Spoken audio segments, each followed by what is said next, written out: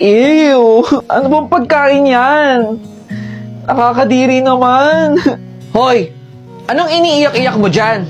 Gagawa-gawa ka ng kasalanan tapos mag-iinarte ka dito sa loob ng kulungan. Hindi ako kumakain ng ganyang pagkain eh. Kainin mo kung anong meron dyan. Walang mayaman, walang mahirap dito. Pantay-pantay tayo ditong may mga kasalanan. Kayo na bahala dito ha. Ang arte-arte. Saan niyo ako dadalhin? Basta sumama ka na lang sa amin. Huy, ate. Uy! Ako pala si Ana. Hi! Ano ba pangalan nun? Si Mayora yan. Siya pala yung mayora natin dito. Kaya pala ganun umasta, no? Siyempre, masungit siya minsan. Alam mo naman para sa atin lahat yun eh. Kaya kailangan mo talaga sumunod sa kanya. Nako Ana, mabangis pa yan sa mabangis. Basta lagi ka na susunod sa mga utos niyan. Kunting-konti na lang anak. Magkikita na rin tayo. Magandang araw po, Mayora. Uy! Anong ginagawa mo dito? Kanina ka pa ba dyan? Bakit po hawak niyo yung kalendaryo? Nalaya na po ba kayo? At sabi niyo po kanina, magkikita na po kayo ng anak ninyo. Una sa lahat, wala ka nang pakialam kung anong meron dito sa kalendaryo ko. Yung kaso mo yung intindihin mo, wag ako. Sagot, Mayora! Ano bang gusto mong malaman sa akin? Itatanong ko lang po, nalaya na po ba kayo?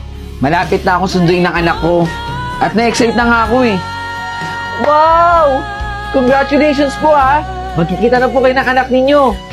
Gusto ko lang sabihin sa'yo na baunin mo lahat ng mga natutunan mo dito sa loob ng kulungan. Kapag nakalabas ka na, huwag mo intindihin yung mga pangmusika na ibang tao dyan. At may oras pa para magbago. Mabait naman po pala kayo eh. Akala ko masungit po kayo. Magiging kaibigan din kita. Yes! Good morning, Ate Rose. Nasaan pala si Mayora? Wala na siya. Ngayong araw, nakatakda ang ito. Yun ang naging parusa sa kanya. Ang sabi niya sa akin, susundin daw siya ng anak niya. Yung bata, wala na rin dito sa mundo yun. Baka nga talaga sinundo na siya.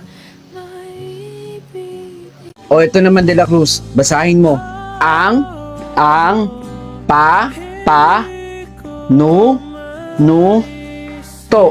To. Ang panuto. O, De La Cruz, bukas na lang ulit. Kailangan bukas maayos na ang pagbabasa mo, ha? Naiintindihan mo ba ako, De La Cruz? Opo, ma'am. Salamat po.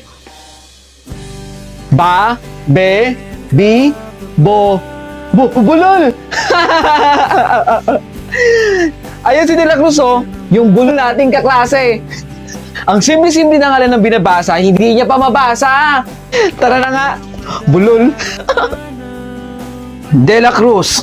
Ma'am, ito yung resulta ng exam mo. Ang baba pa rin talaga ng score. De La Cruz, ano ba nangyayari sa'yo? Naiintindihan mo ba talaga yung instruction? Kailangan mo umatid ng remedial ha, para makapasa ka. Cortez? Present, ma'am! De La Cruz. Absent po, ma'am. Bakit wala si De La Cruz? Hindi po namin alam, ma'am, kung bakit siya absent. Dito ako tinuro ng mga tao doon. Nasaan kaya si De La Cruz? Nay, ito po. De La Cruz! Ma'am, pasensya na po ma'am kung hindi po ako nakapasok. Tinutulungan ko po kasi mga lakal yung nanay ko eh. Ikaw po ba yung magulang ni De La Cruz? Ay, oho. Estudyante ko po siya. Ipapakita ko lang po pala. Ito po yung mga resulta ng exam niya. Ay, pasensya na ho ma'am. Hindi ho ako nakakabasa eh. Hindi rin ho ako nakakasusulat. Wala ho akong pinag-aralan eh. Tinutulungan niya po kasi akong mga lakal ma'am. Para ho may pangkain po kami. Pasensya na ho ma'am. Pero bukas ho, papapasukin ko po si De La Cruz.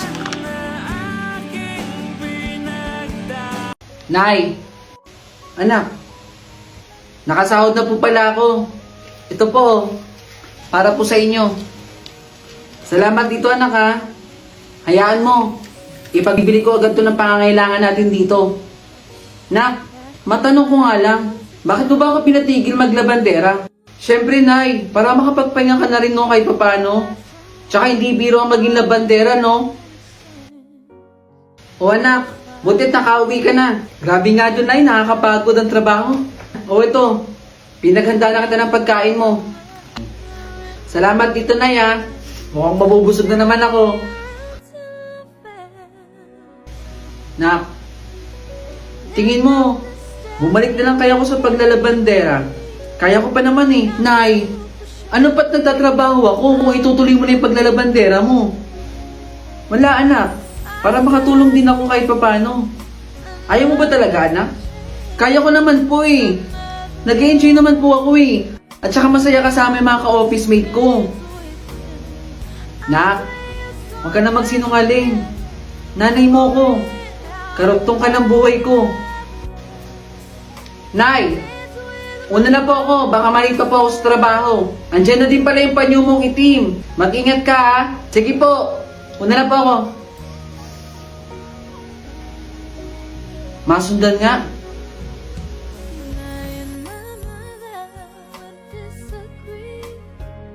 Janitor po siya dito. Hindi po totoo na siya ang mahawak po ng mga papeles dito. Dahil trabaho po yun ng mga boss namin. You make me laugh just to comfort me. Yeah, yeah. And finally make Tagay mo na, Josh. Hindi ako umiinom. Ha?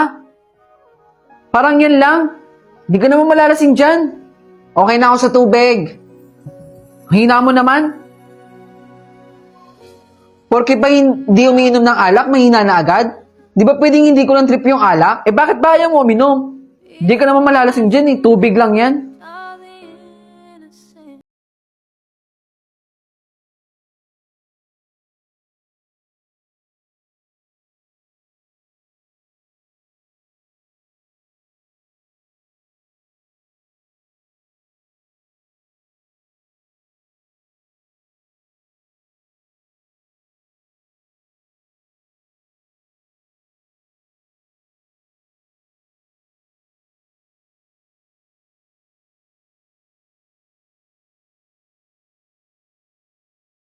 Nelma!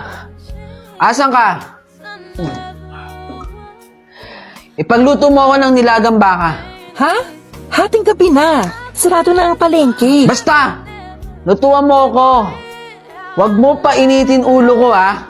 Saan nga ako haharap ng mga ipangluluto ko dyan? Di ka ba nakakaintindi? Sarado na nga ang palengke. Sumasagot ka pa? Ha? Aray! Tama na, Jose. Hindi ko na kaya yung ginagawa mo. Huwag mo pa initin ulo ko. Pa, tama na po. Huwag mo nang saktan si Mama. Matulog ka na. Manahimik ka diyang bata ka. Wala kang alam.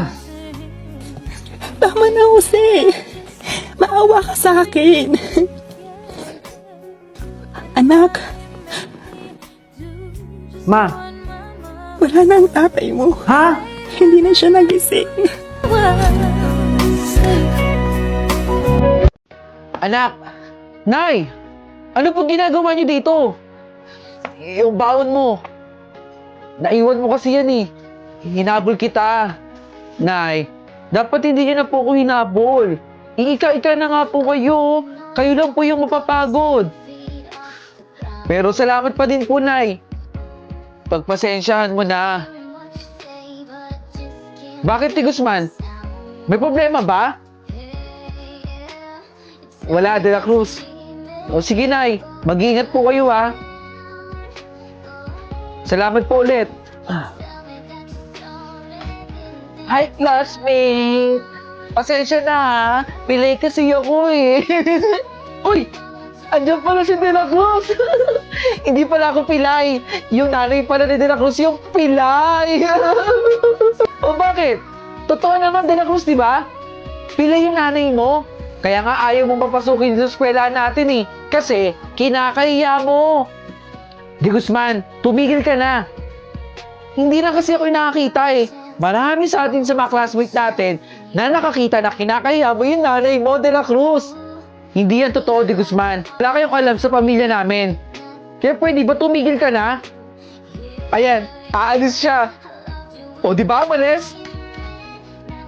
Eh ma'am, paano po makakapunta dito sa school yung nanay ni De La Cruz? Eh di ba po pilay yun? Mahihirapan po maglakad. Di ba, De La Cruz? Ma'am, Totoo naman po eh. Kahit pagbawalan niyo po ako, mahihirapan po talagang pumunta sa school ng nanay ni De La Cruz. Sabihin mo na kasi De La Cruz. Kayo bahala. Basta nagsasabi lang ako eh. Di ba? Salamat ma'am. Ingat po. Bye De La Cruz. Nay, pagbilan na po ako ng isang stick niyan. Kumuha ka na lang dito. 10 piso ang isang stick ha. Ito po yung bayad ko po. Teka, kayo po yung nanay ni De La Cruz, di ba? Oo, nanay ako ni De La Cruz. Nagtitinda po kayo? Para meron kami pangkain sa bahay. Nay! Anak!